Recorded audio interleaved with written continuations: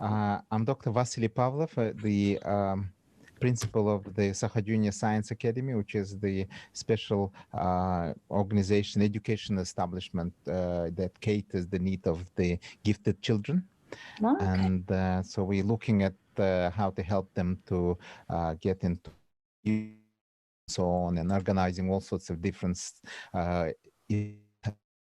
the science fairs and training for the Olympiads, which is a very popular thing in Russia, which is a some sort of way to gauge the in some way quality of education, and in terms of very important exercise in Russia, in many countries, for finding out who's actually good of getting into academic career and so on. So eventually we help to get some grants and so on, and also the kids who actually go into our every year we get something like 14,000 kids involved in all different activities of our or some counselor services into a different type that's and also the interest in career, they're very interested in looking and finding out also, and talking to the people who are having interesting educational so-called the pathways or the trajectory. That's the modern way of saying the educational career or something. So Claire, could you tell me about yourself? You see, where you went to school, where was your initial schooling and so on? You're actually from Britain, are you? I'm from the UK, yes. Okay. From a very, very small village in Wales. So when I 25 students. Okay, so you still retain your Welsh accent? Yes, a little bit. I hope so. Yes, It's fantastic. often. Do you speak the Welsh language? I do. Yes, Yeah. fantastic. Which is one of the most ancient languages in Europe. Exactly. Yeah. Yes. And I think now it's I think I read that recently it was taken off the endangered language list or something. So okay, so many more people do speak nowadays Welsh language. Okay, which is one of the most ancient written language, and also they had a very good literature, and also the poetic, and also the Oh my God, I'm so impressed. You know that. Yes, because we had some Welsh, also Welsh gentleman. You see, he was an actor from Germany. Right. Okay. He was originally from Wales, and he actually was very interesting, in terms that he plays in some German the sort of things. So they live in a forest or some sort.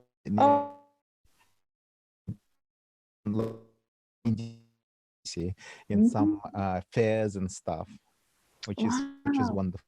Yes, that sounds lovely. Free roaming and extremely dangerous income. This is the same very an interesting way of living, I believe. For sure. It's probably very rewarding. So what's about your schooling? You see, you went to some rural school? Yes, and then in secondary school, I went to, we had two choices where I grew up. You could go to an English language school where we learned Welsh, or we'd had Welsh language lessons, but the curriculum was taught in English. So I went to that school. And then later on, I went to work in the Welsh language school, which is completely different. It's very difficult because everything is taught in Welsh, math, science. I'm glad I didn't go to that so even maths was taught in Welsh? In Welsh, everything is it's quite intense. Pretty strange. That's amazing. And then and then at university, I moved to Bristol in England, and I studied politics then at the west of England. Oh, fantastic. Bristol. Yes. Which is also another very good city to be in. Yes. Have you been? Yes, Bristol. You see, I had actually almost in the middle of the city, and his father was the one of the leading lights of local some sort of important society, which is called the Masons, which is Masons, yes, and stonemasons or something. Yes, and he was like a chairman of something, of that lodge. Oh. Even in Bristol, but this is some trading family. They've been into slave trades and so on for ages. You see, been the one of the important figures of the establishment in that city. It was one of the ancient trading places in Britain. Yes, yeah. Like a time place, and also one of the most important the cities or towns for tradesmen. And they have a very ancient roots in that city, and also so they very well for times, but they've been heavily bombed, and only very few places left to be admired from that medieval time. So that was a very impressive place to visit in any way. Good. Yeah. But I loved place. Oh, good. Yes, I enjoyed living there. It was nice. Yes, and the university is fantastic. This is all this sort of in Bristol, considered to be good ones. Bristol University, I've been talking. Yes, university is terrific. Terrific. Old buildings and so on. Yes, it's beautiful. Yes. So what do you do? So you had this, dual schooling, which is in the English language media school and language media school sort of thing. And after that, you went to a West Anglia University. Is it West Anglia University? Yeah, it's called University of the West of England. West of England. Okay. Okay. Yes. And politics. That's right. Yeah, I studied politics. First, before I went there, so I don't know if you know, but my background is in horses. Wow, fantastic. So I dreamt of being a professional horse. So I actually went to a university called Hartbury College to study equine business management. And I quickly realized that it's not for me. I love horses, but not for a profession. And so I didn't. Yes. So that's when I decided to switch. Okay. It was quite a long time into. Right. And so that's interesting because in Britain, yes, as I can see, there's a very good education in terms of the vocational education and stuff for the farmers, the farming, all this, farming companies and so on, because there's a very big farming families, and they have enormous, big, enterprises as such. And, and they needed really good, the agricultural education and all sorts of husbandry educations and things. I used to go to some place which is called the Askham Bryan College, which is near the York. Yes, and this is also, for the farming, kids from the farming families to have some sort of, studies at the, on the husbandry business and so on, which is also quite interesting.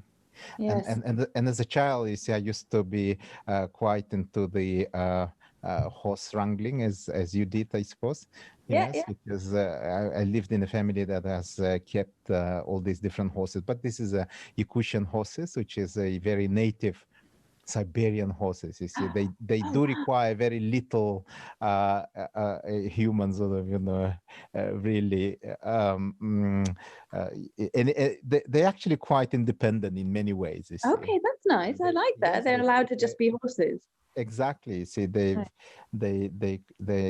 can eat out. They've been kept outside. You see, during the winter times and so on, and they just dig up under the snow, all these things, and they start eating. But that's was interesting, in a way. But you have to keep the herds anyway, in some ways. You have to keep them back and so on, and this is a real difficult business in many ways, because you have to be on a horseback for many hours, you see. and then I traveled back to several, 1,500 kilometers, you see, up to the main city, here. So from my village, and back. So there was interesting things in the experience as a child with my grandfather. So. Oh my God, that's amazing. Yes. So Wow. that was a long journey. And so on, on a horseback. But I do believe that we used to have very little things with us to eat or anything, because usually, as I've been told in the past, people used to travel very light. But maybe this is the only Siberian people, or maybe Mongolian people do travel on a horseback very light, because they have this interesting ways here of drying meat and keeping it under the saddle, and then going somewhere, and then they taking out this little piece of jerky somewhat, and it's called the jerky or something, and they just eat them or make some soup. Okay. Boil them with something and drink it, make it some soup. And this is the only way you can travel very light, you see. You don't need to, keep all your, food stuff with you and so on. Yeah. Gosh, that's amazing. That's why we're very mobile, you see, these Mongolian horse riders. Exactly. Traveling thousands of miles to the west and getting into all different sort of Russian cities from Mongolia, and also to other places, you see, like Iran, like the Iraq, and even they went to I think Egypt, these Mongolian horse riders. Oh yeah. Yes. Amazing. Amazing. The Genghis Khan guys, Yeah. So this is the way of going around, with a very light armory, and the same time with a very little bit of meat and food and so on. Yes. Wow. But they can travel, very fast, and because they had a very light load. Yes. Yeah. Okay. Amazing. Gosh, it's fascinating. So from the horse equine, the management, you went into the politics. Yes, I dropped the equine management. It wasn't for me. I did it for like 3 months. I didn't like it, and then I thought, I've always been interested in politics, but it didn't occur to me to study that. And I mean, when I was at school, in high school, I don't even remember that being an option, like the options were quite limited. I feel when the careers advisors would talk to us, there were maybe like 10 professions that you could choose from, and I don't know, they didn't really allow you to dream very big. Photography certainly wasn't one of them. I just felt like I could never fit into those boxes. I didn't want to be law wasn't my thing. I tried studying law. I didn't like it. I didn't want to be a teacher. I mean, I tried it for a while, and actually I spent a few years teaching in Spain, and I loved it. But I don't know, I've always been drawn to doing something different. And then eventually I found that photography was for me, and to combine it with my interest in politics through journalism. So how you became interested into politics, I think from my father. My father's really, really into politics. He's not a politician or anything. He just really likes politics. And I'm not really sure, to be honest. But as soon as I saw it as an option when I was looking through the courses that were available, it jumped out at me, and I never looked back. Really, I really, really enjoyed it. It's very what did your father do? My father was in the fire brigade. He was non-uniformed. He was worked in the management. So but he always just loved politics. That's amazing, you see, in terms of talking about the politics and so on. You have to be very keen on reading all these newspapers and stuff, because as far as my experience of being in the UK, mostly people read the sport parts of the newspapers and throw out all the other things, especially the men. Yeah. I don't know what the ladies do. You see, do they read, any other part of the newspapers? Yeah, probably. Oh Yeah. gosh, yeah, Because I no. was speaking on some sort of occasions about the politics and the history, political history, and the people find that it's a very tiresome and somewhat not interesting, because they said we only know something about the football, for example, in that particular year and so on, Oh, and other stuff is not sort of come to our radars anyway. oh my God, it's depressing, isn't it? Yeah, but this is the common sort of the average Joe, what he can Yes, actually yeah, read. exactly. The average Joe, yeah. Average Joe, yes. Oh But God, this I is the mean, very happy living, you see, without yes, much of knowledge and so on. Because I remember I was in Britain of the year when there was a big Sarajevo bombing of the marketplace. And oh, that news was in the back of the newspapers. ah, And the main news was about the breaking of some legacy by some spice girl or something. That was the main story, see, at that time. I mean, it's still like that, when you look on the BBC. I like the BBC. I think they do a relatively good job. But when you look at the headlines, I don't know, they're the must reads, the main stories and whatever are like about celebrities. Right. And stuff of insignificant. But this is what people buy, I think. That's what people want to read about. Yeah. Yes, but tell me about this having the political education or politics as your major at the University of West, England. Yeah. Sort of things. This is a 3-year course, because the British universities do have 3-year courses. Yes. Yes, exactly. Yeah, 3 years. I actually took a year out in the middle. I just felt like traveling. I felt like I couldn't focus very much. Because I'd traveled before I studied, my thoughts were always like outside, and I'm a very hands-on kind of person. I feel like I learn better from like seeing and experiencing things myself. So I studied 2 years, and I did things like I studied the American Constitution, global ethics, just war theory, things like that. I found it very interesting. And then I took a year out and I traveled for a year. And then when I went back for my final year, I felt a lot more engaged. It was much more interesting. And then I focused on corruption in Kenya. So I did a dissertation on, I'm not really sure why. I have no link to Kenya. I'd never been there at that point. But it seemed like it was an interesting case study in an election that was fought on an anti-corruption platform, and then to see what happened when that leader, when Mwai Kibaki actually won the election, and what happened next. Well, how interesting. Amazing. Yes, because all these countries you have a very close tie with the UK. And the many specialists who actually study that, and I suppose many specialist literature on that. Yes, that's true. There was plenty of material to study from. Plenty of materials, yeah. Because as I understand, the Happy Valley and all that sort of places were in Kenya, and the many sort of important and influential British people live there. Yes. Some very important families, for that matter. And also they've been very much involved in the Kenyan politics. Oh yes, very much. Yeah. Yes, as such. And so they studying that, it was somewhat closer to you than it would be for any Russian person to study. Because it's something that is quite a little bit of out of our sort of spheres of interest, so to say. Yes, indeed. Yeah. But talking about all the other stuff, you see, after that you've been to so many places, you see, as a journalist or freelancer, I suppose. Yeah, freelance journalist. Yeah. Yes.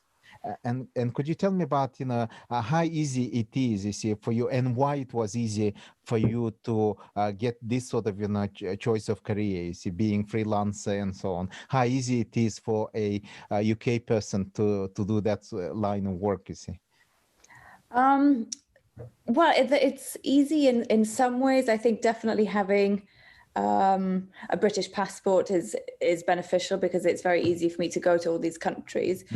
A lot of my colleagues with different passports, I mean, a lot of countries are just closed off to them, or it's just easier, isn't it, with with a British passport. But in terms of the actual work,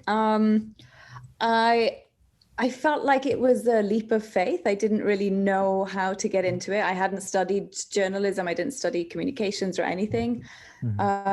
But I just, for some reason, decided that was a career I wanted to pursue. And then I just, thanks to the internet, I did a lot of research.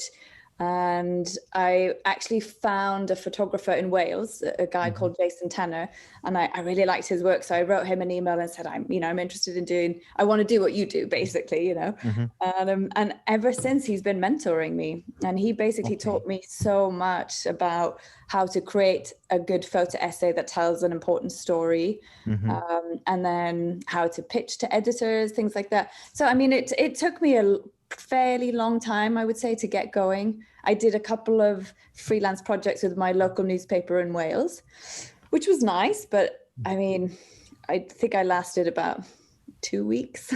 And then I went to take a picture of a woman at her mother's grave. And the story was about the fact that somebody had stolen a soft toy from her mother's grave, and that was the story. And I thought, oh gosh, I can't do this. So then, actually, I think I mentioned I had kind of a funny career. I've done a lot of different jobs. I just kind of follow my passion wherever it takes me. And for a while, I was teaching English in Spain, as I mentioned. And so I would do that for about 6 months, and then I would take my earnings and travel and take photographs and keep developing my interest in photography and see where it took me. And then eventually, after a trip to Egypt, I took a photo of a camel yawning in front of the pyramids, and that became life-changing because I just, a few months later, I think I uploaded it to National Geographic just for fun, like at that point, National Geographic had like a user platform where kind of like Facebook, you could just upload your work and then get comments and feedback from other photographers. And the editors picked it up and asked if they could publish in the magazine. And then I was, absolutely thrilled. That was a highlight of my career. And then I took that money, I quit my job, and then I went to Palestine. And that's when I started working in the Middle East. And why was the choice of Middle East, for you important? I'm not really sure. I've always felt drawn to go to the Middle East. I'm not really sure why. But for some reason, I think generally speaking, I'm drawn to areas that I don't know much about, or like any conflict or situation that I don't understand. I want to go there and see it and try and understand it better. And the Israel-Palestine situation, I read about it a little bit. I didn't actually study it at university, but I've always felt interested to understand it because it's so important in our time. And I just felt like I wasn't able to get my head around it. So I went, and I quickly understood what it's like. I always try to find the roots of this phenomena. You see, why the British people are very risk takers. You see, great risk takers and going into all sorts of different places and so on. For us, for example, Russian people have been living in under the communism for a long time. You see, we're very averse to taking risk, and so very few of young people may go out, try to challenge themselves. You see, into the ways of the world, and maybe that's why we're changing a little, because the changes come when you experience lots of new things in your life, especially when you're a young person. But British people always seems to be very easy in terms of taking risk. Are you a risk taker person yourself? I think so, yes. I'm definitely drawn to taking risks. I like going to areas that are considered off limits, But I think also for British people, I mean, we live on this tiny island that's raining all the time, It's very miserable. So we have to go out and find nicer places. Some amazing places, interesting and exciting experiences. Indeed. And, another interesting phenomenon, which is I always, try to say, there's some very interesting ladies, you see, who actually done such amazing historical achievements, you see. For example, there was a history of Lady Hester Stanhope, who was in Palestine. It's the niece of the Pitt the Younger, William Pitt the Younger, the Prime Minister of the 19th century, of the Napoleonic, the Napoleonic Wars age or era. And his niece is a very influential lady of the British society, went to live in Palestine and became like a local ruler in some parts. Oh, wow. Yes, she's a very influential lady, you see, who left many interesting stories and stuff, in journalistic manner and so on. And I think she was very, keen in investigating different interesting areas like Mosul, Nineveh and stuff, all these Assyrian places and the areas where the Druze live. Druze is a community in Levant, which is Lebanon and so on. And then the Lady Gertrude Bell of the Bell family of Lancashire is a famous steel magnates, the steel owners, who actually were very influential in terms of the industrialists. And this lady went and became an important factor of creating these countries like Iraq, and Jordan and so on. Because I think it was her idea, you see, to divide this Transjordan into different countries like that, like such Jordan, and putting there as a king, the Hashemite king there. Yeah, okay. Abdullah and so on. Yeah. Interesting. Yes. I think there was this lady's idea, you see, how to manage to keep this part, you see, having a Palestine there, by dividing it into certain sort of, sectors of influence and so on. Yeah. I think it was the most important factor in terms of the political, development in that part of the world. Yeah. Middle East. Yes. Such, but this is amazing, you see, how the British ladies, had this influence in that part of the world. Yes, it's quite strange. Yes, indeed, you see, 19th century, that is, And then you went there to Palestine. So what do you do in Palestine?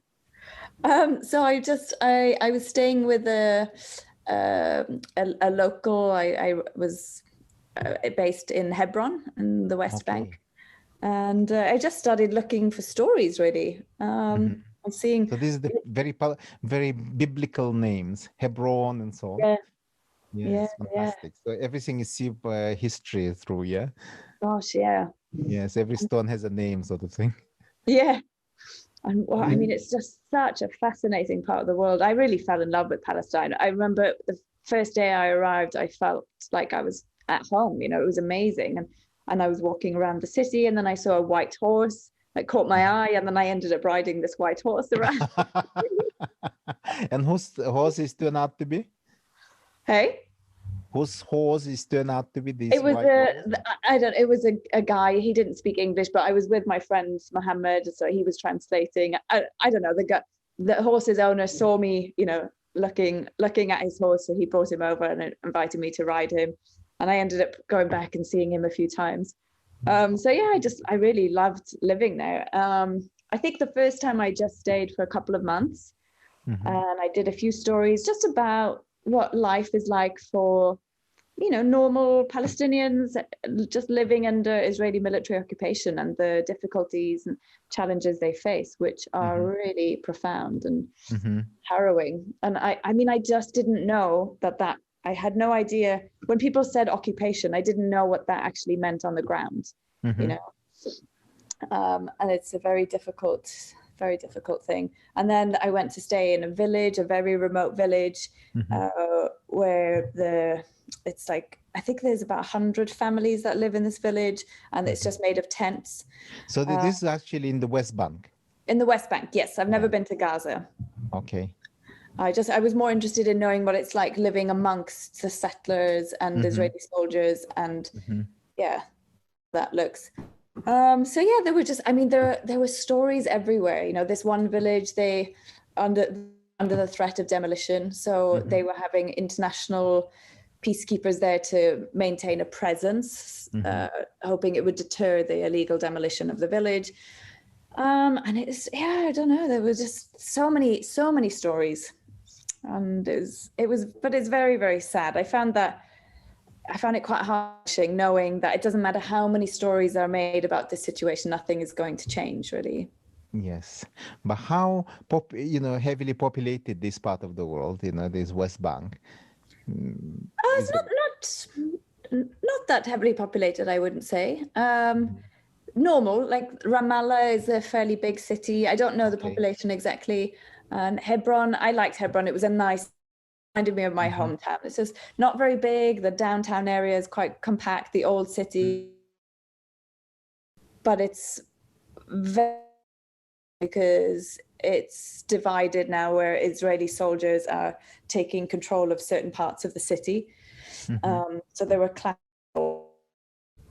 One of my favorite photos I took actually was a 10-year-old boy.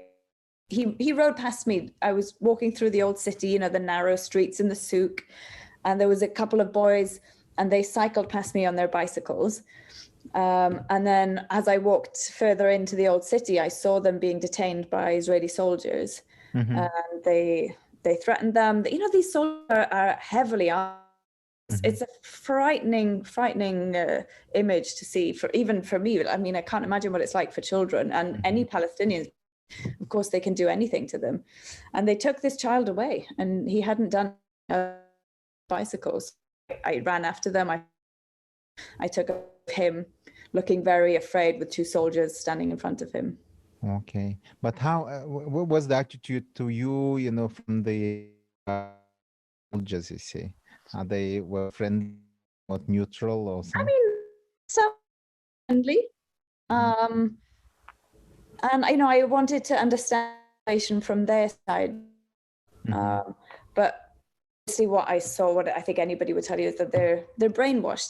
They believe that what they're doing is the right thing, and they believe that Palestinians are terrorists, they're dangerous, that attack them, and so that's just simply not the case.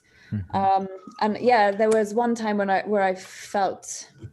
Actually, there were a few times where I felt very, very afraid of Israeli soldiers, because they have impunity. They can attack anybody, and there seems to be never any repercussion.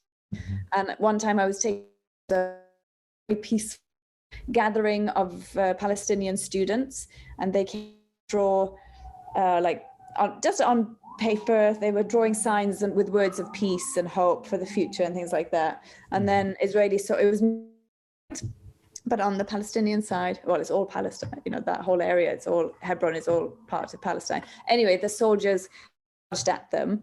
So I tried to run away. I went into a building, and a soldier ran at me and threw a stun grenade at my feet. And I know what it was, and I saw it at my feet, and then it exploded.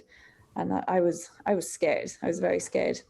So have you been stunned by the stun grenade? Yes. Yeah, very much so. I mean, my ears were blown out, and I don't know if it's anything to do with that, but I've just recently lost the hearing in my right ear. Oh dear, yes. Yeah, so I don't know. It can tear this, the eardrum. Yes. Yeah. Because of that. Amazing. But have you noticed anything, being under the Palestinian Authority place, you see, which is the West Bank? Do they have any facilities, you see, for the educations and so on? And do they have any that people can hope for in the kids, getting the education or something? Have you managed to this sort of? I didn't to the universities, but where I was, they actually have pretty good educational facilities, I think. They, of course, the problem is that a lot of Palestinians used to work and study in Jerusalem. But I think it was in 2001 they built the wall. So Palestinians living in Hebron or in the West Bank can no longer go to Jerusalem. So okay, so it become difficult, yes. Yeah, but they do have, there's a very good university, I think, in Hebron. It was right opposite where I was staying.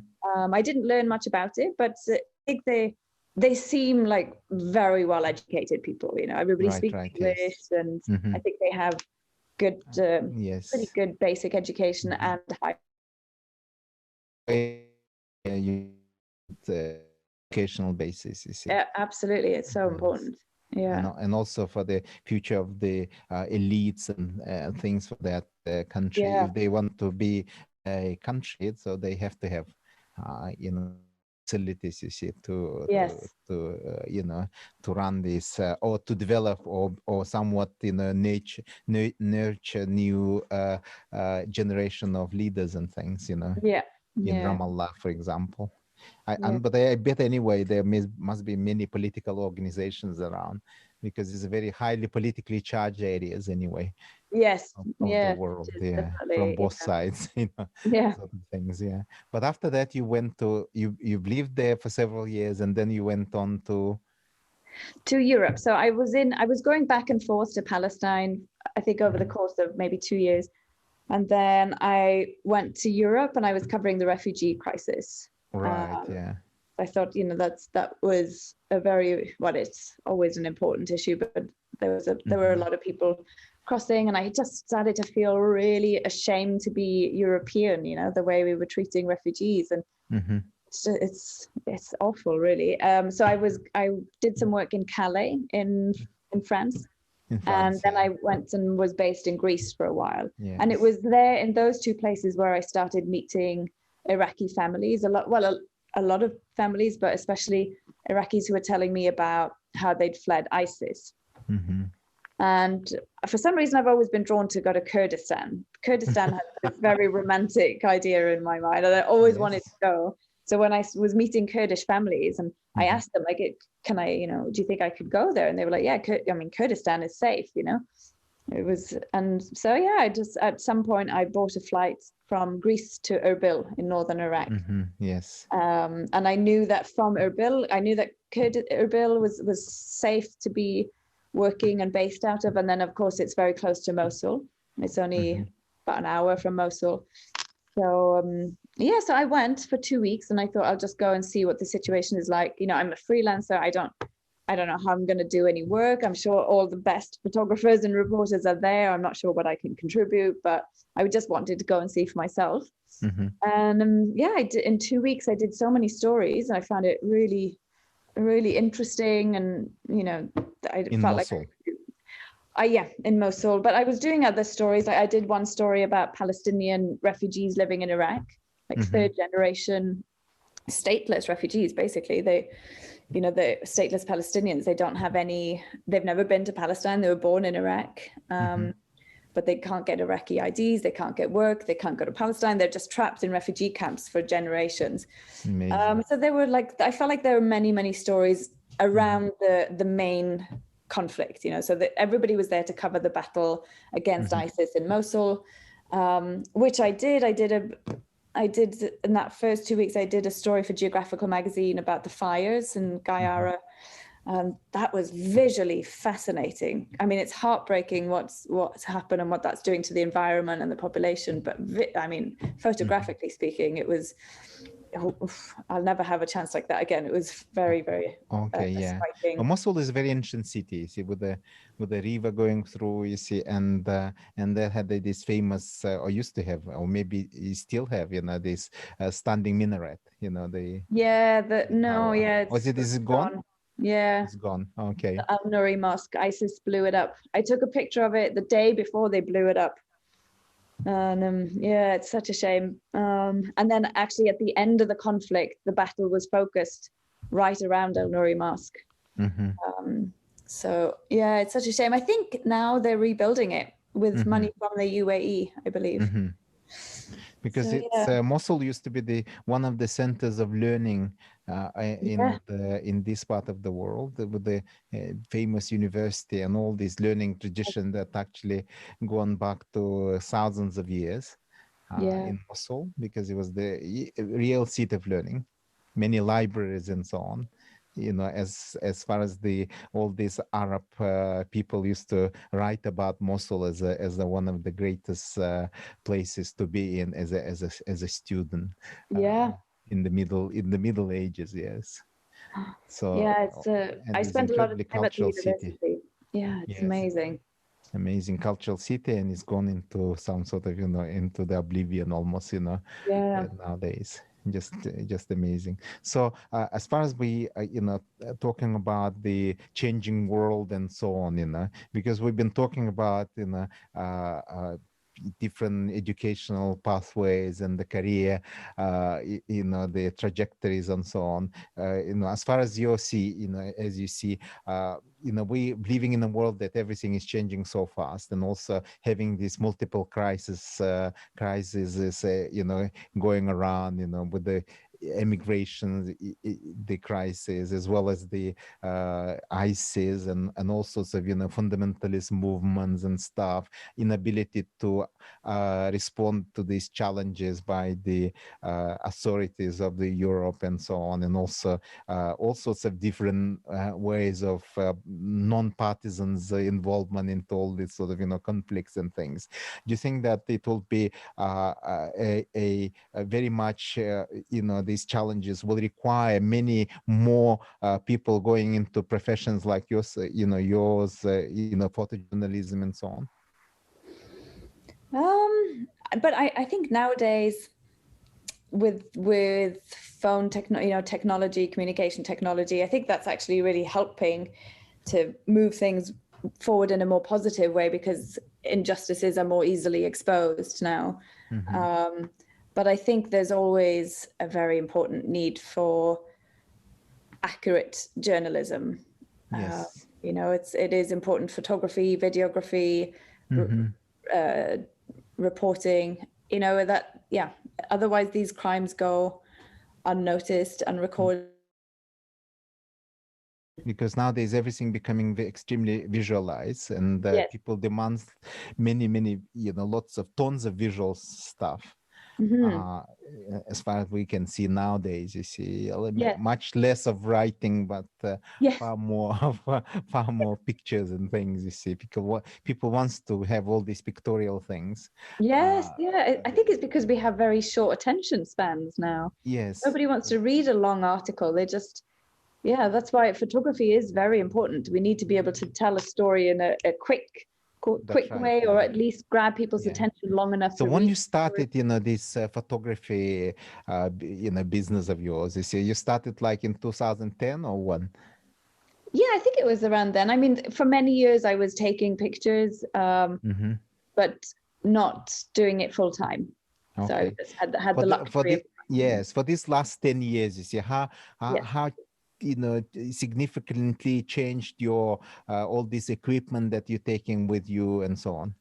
Did it actually change a lot nowadays?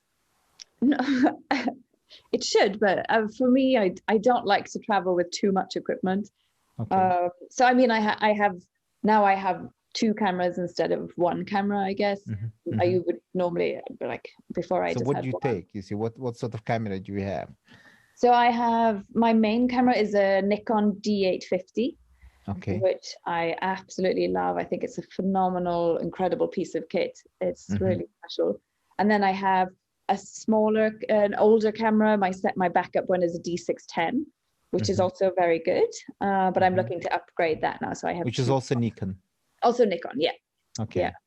And then I have two lenses, 24 to 70 millimeter, which is my main lens, which is mm-hmm. covers about 90% of my work, I'd say. And then I have mm-hmm. a long lens, a 70 to 200.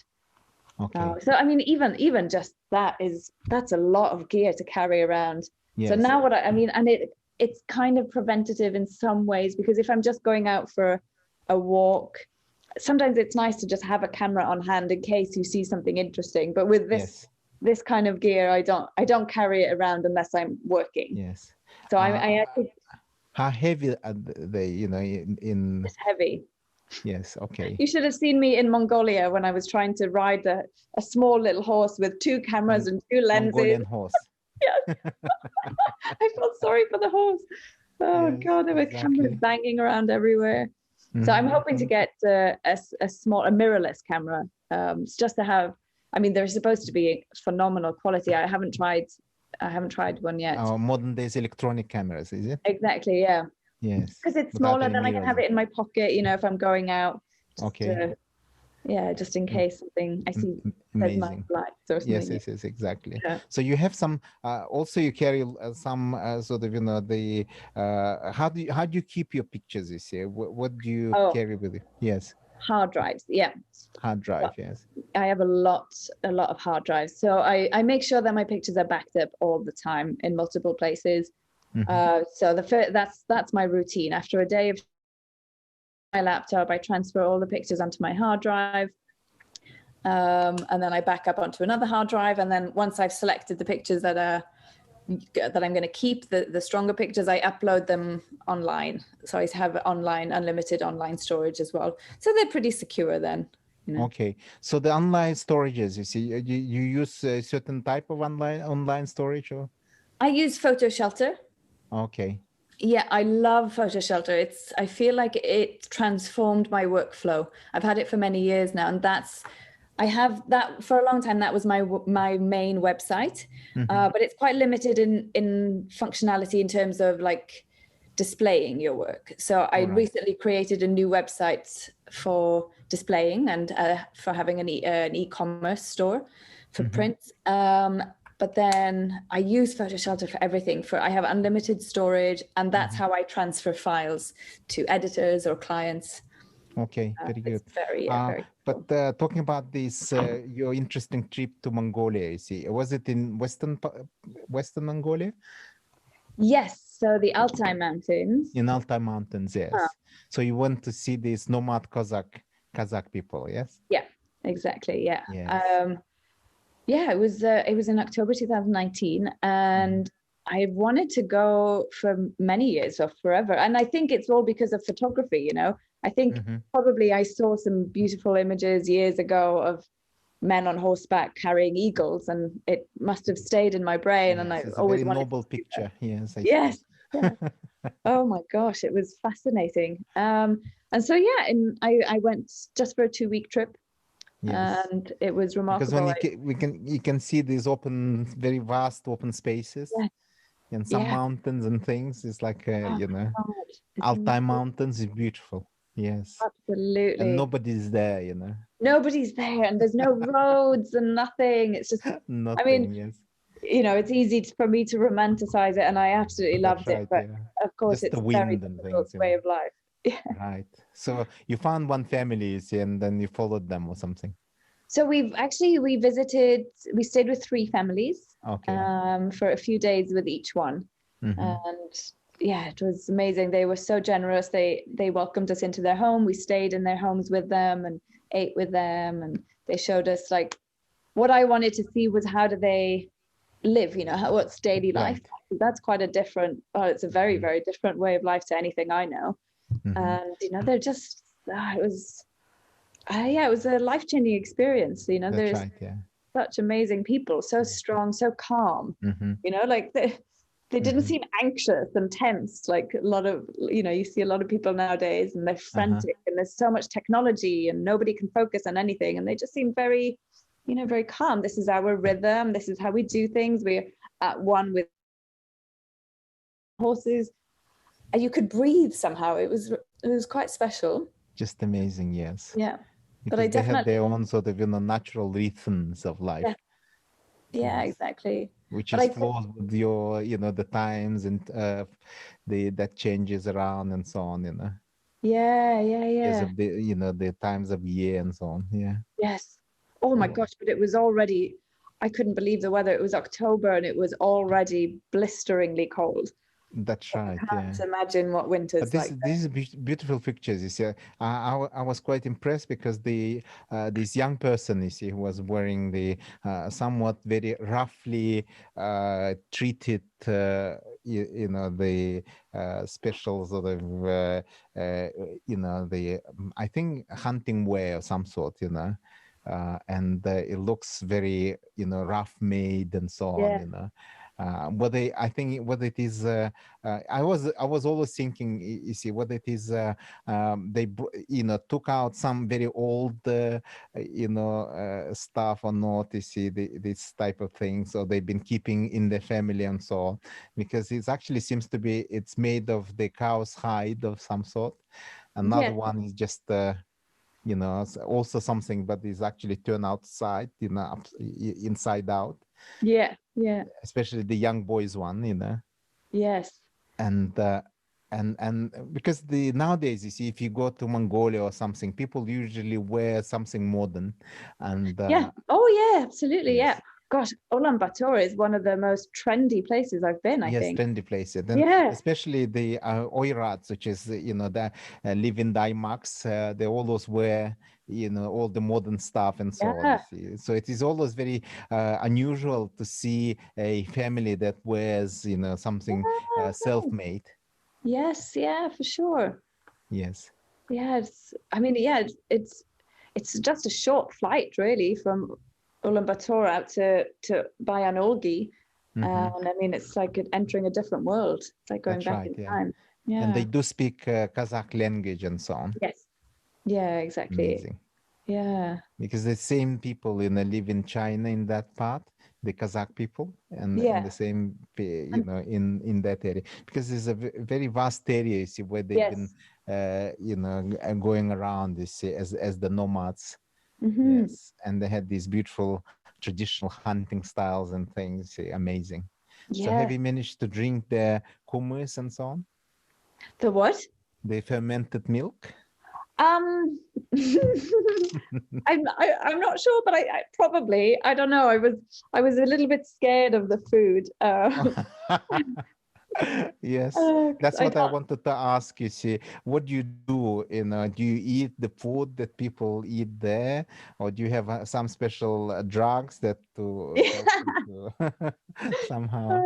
Well, I try my best to try local foods, but I'm a very picky eater, just in general. That's right, Food is always a little bit of an issue for me anyway, and then I don't like goat meat or goat milk or lamb or anything like that. So, and that's generally what the families we were with were eating anyway. Yes. So I mean, I just try the bread I liked, and they always drink tea. We were just constantly drinking tea, which I loved. But I think it was made with fermented milk. But I tried not to think about it, I just drank it. Sometimes there's salt. They drink salted tea. Yeah, no, I didn't like that one. No, I didn't like that. and they put some oil in it and so on, a little bit of fat. Yes. Yeah, that wasn't my favorite. But then one day I'd gone out with one of the men in the family, Irulan, I think his name was, and he was going out into the mountains on horseback to try and find his camels. And of course I asked if I could tag along, if I could go with him. And he said, yes, that's fine. But he didn't speak any English, and it was just him and I. So we rode for hours and hours up into the mountains looking for his camels. We couldn't see them anywhere. And then it got to towards the end of the day, and we got to the top of the mountain, and then he made a phone call to the translator down in the valley to ask me if I wanted to just ride home. Yes. And so I that was great for me. So I had the chance to ride in Mongolia all by myself through this beautiful scenery. So I cantered off back to the farm. It took me about 4 hours to get back. And then I was starving. I remember I was so hungry by the time I got back to the family home, and they prepared me this beautiful meal. It was rice and some kind of stew, and I just ate it all very quickly. I was so hungry. I didn't even think about what it was. And then I asked them afterwards, I said, this meat is delicious. What is it? And they said it was horse. And I would not normally choose to eat horse. But anyway, I tried it. Some and it was horsey person, they gave you a horse meat. After I just stepped off a horse, Oh my God, yeah. Oh God. It's like cannibalism of some sort. Yes. Just amazing. Oh dear. Well, this is a very typical, the in the Mongolian tribes, and also in the Siberian ones, people do have these traditions, you see, of eating. In fact, they use the colt meat. Is it? Yes. Okay. Yes. So there's a very young horses that is Yeah. Okay. only Interesting. up to 6 months.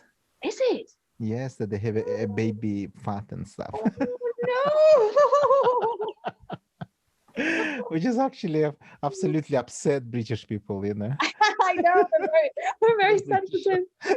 The great horse-loving nations, you see, they get Yeah. very upset Oh to know dear. about all this stuff. Yeah. I know. But anyway, But- the horses is the way of life, locally. Yeah. Especially with the local people. Yes, exactly. That's what and I. then we have some interesting characters nowadays, you see, who run some expeditions, you see, on horseback. Yeah.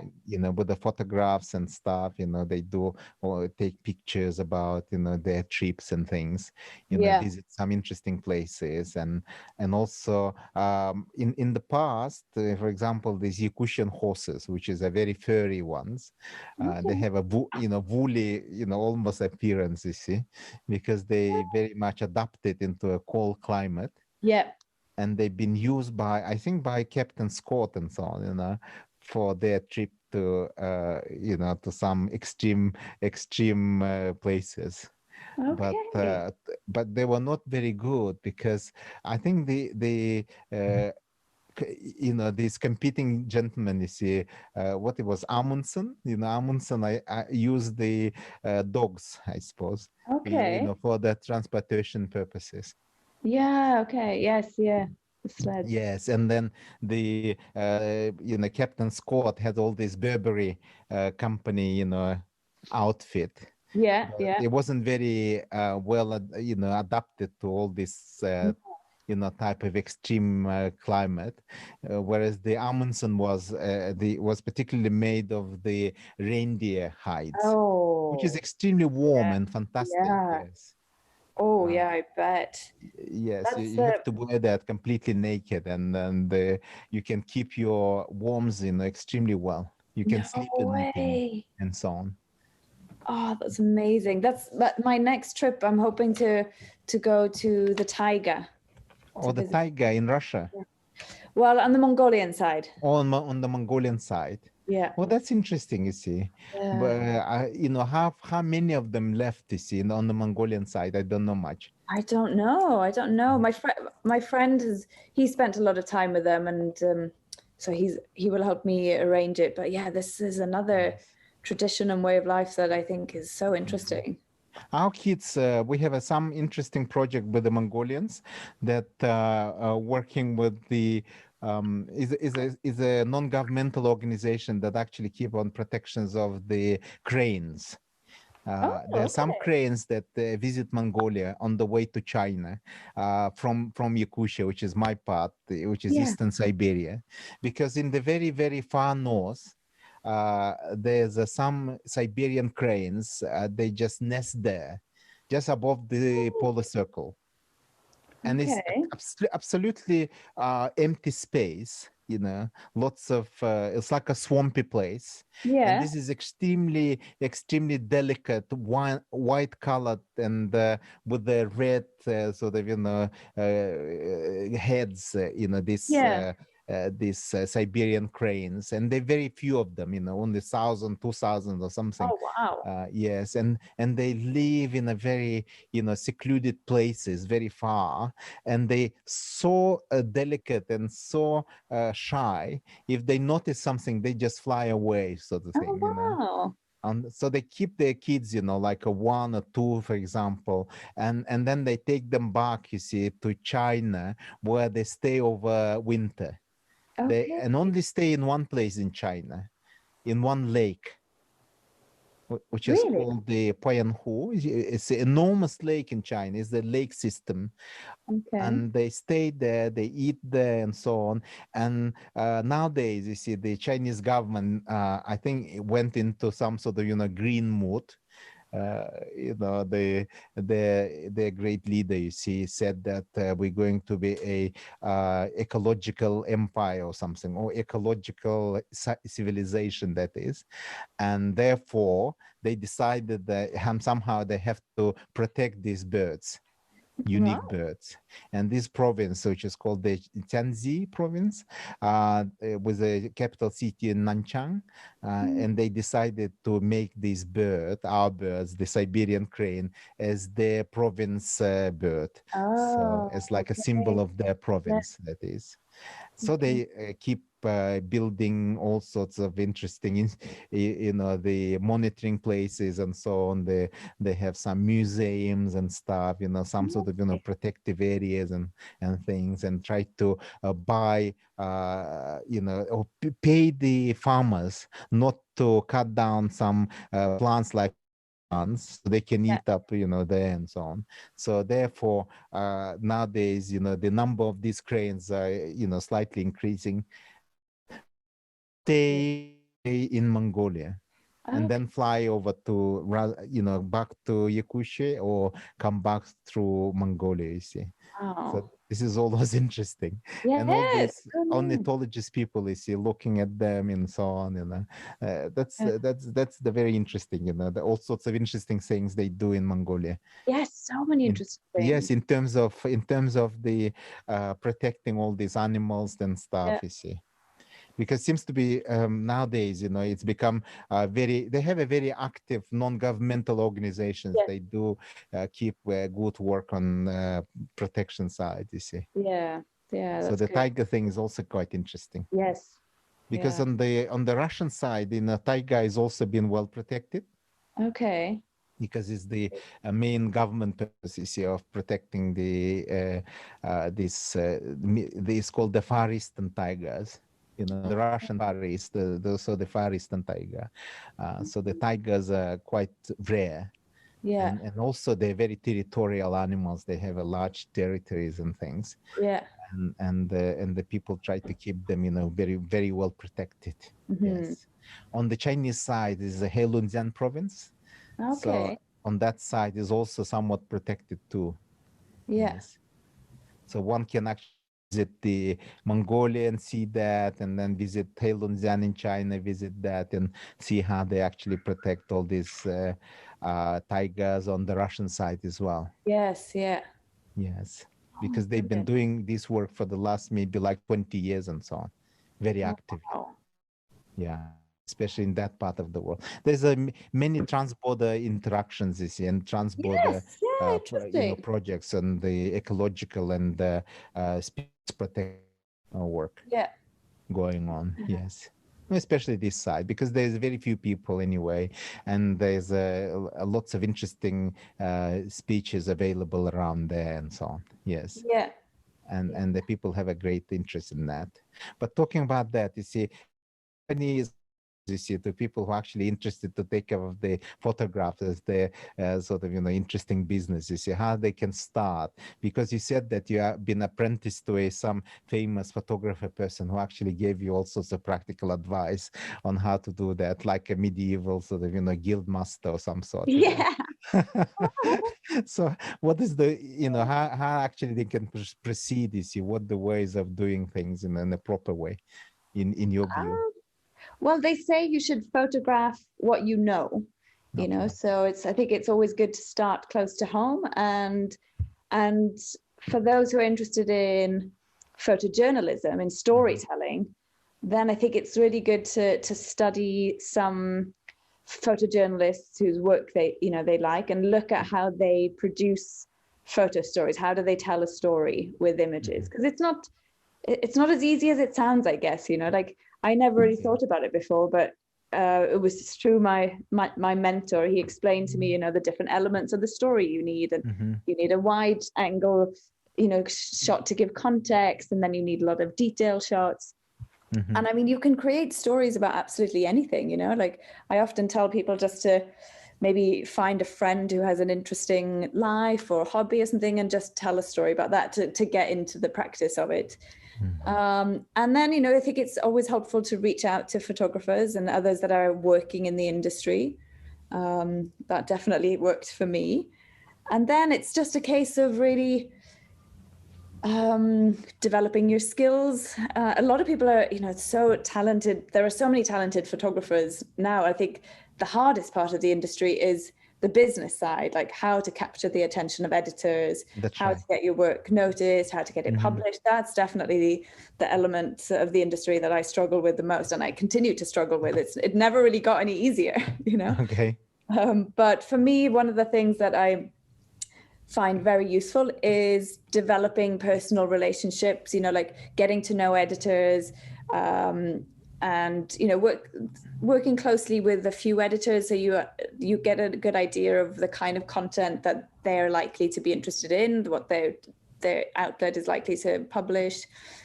Yeah, so it was just a case of understanding your own interests. I think that for me was a first step that took me many, many years, because I didn't know where I was going. In the beginning, I thought travel photography. I like taking pictures of travel, and then it was animals and landscapes.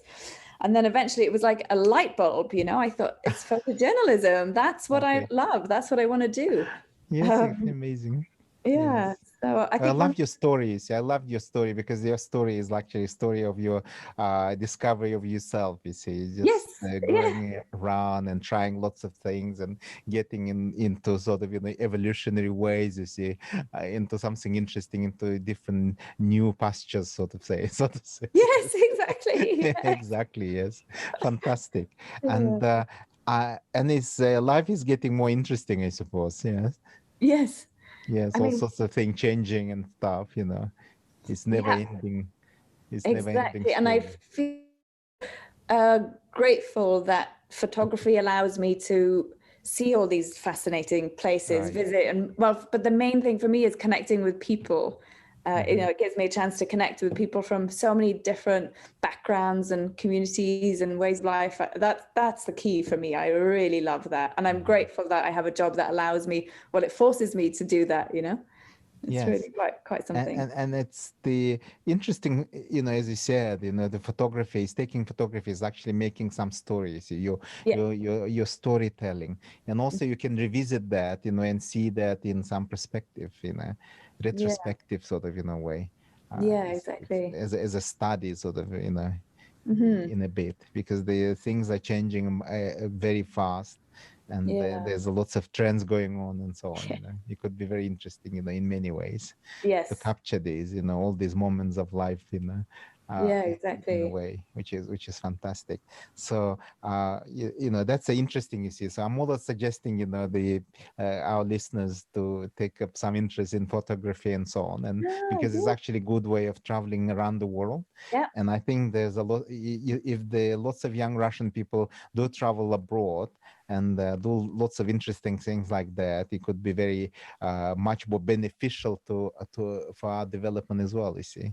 Because we've been too much you know, parochial in a way, and it doesn't actually help us, you know, in some way. You know, we need to be a more wide sort of, you know, world wise, you see. Yes, I agree. Yes, which is very important, because it actually helps, you know, the British people to develop and fast, you see. And, in the past, nowadays, not so much. We're going backwards. We're closing ourselves off from the world now. Oh, that's very bad, you see, because the system which is open up to the world is always good, you know. Yes, it is. I totally agree. Exactly. Anyways, I hope that the doors will be open and the many bridges will be, you know, restored and somehow, you know, built, and the young people can travel quite freely, see abroad, and find and notice all sorts of interesting things, and bring back to attention of their own compatriots and so on, and especially the all the services that they do now keep our attention, you see, very much alive, you know, like all the social sort of, you know, services, what is it called, the social networks and so on, you know, yes, exactly. and Instagram and stuff, which is very popular in Russia. You know, it's almost national craze, you see, to be the Instagram person. It seems to be everyone, you know, going on to do the uploading their pictures and stuff, you know, into Instagram, and there's people with 1,000 followers and stuff, you know, many thousand followers and things. And there's lots of competition going on and so on. It's just amazing. So the life is getting far more interesting, you see, than it used to be. and at the same time far more difficult, dangerous, and at the same time quite unpredictable. Yeah, I agree. Yes. Very true. So today we had a very nice talk with Claire Thomas, which is comes from West Wales, is it? Yeah, Southwest Wales. Yeah. Southwest Wales, yeah, who's a native speaker of the Welsh language, which is one of the most ancient languages of Europe, or maybe the Welsh people is the most ancient European people, is it? Something like that. Yeah, something like that. Yeah, because all the rest actually come from from somewhere. It's like immigrants anyway. Yeah, we should say that. Yeah, and so thank you very much, Claire. You see, for a very interesting and insightful talk. It was great talking to you, and it was fantastic speaking with you about many interesting things. Okay. Thank you so much, yes. Vasily. So wish you all the best and many successful photo reportage or whatever they call it is in the future. Thank you very much. Thank you so much. Yes, do come to Yakutia, you see, it will be interesting. I will. Yes, I will. because I have a system of mine, you see, who actually study all these white cranes, not white cranes, the Siberian cranes, and he's actually quite, going into these Arctic places and stuff, and it's incredible. All the men cannot survive in that sort of environment, but she can, which is amazing. It's very easily break people, but yes. the nature, you see, but this lady survives and look at all these beautiful birds flying around and so on. Amazing. In these enormous and open vistas, you see. Golly. Of tundra. Yeah. Okay. All right. Take care. We'll keep in touch. Okay. Keep in touch. Okay. Thank you very much. Thank you, Vasily. Take care. Bye-bye. Bye. Bye.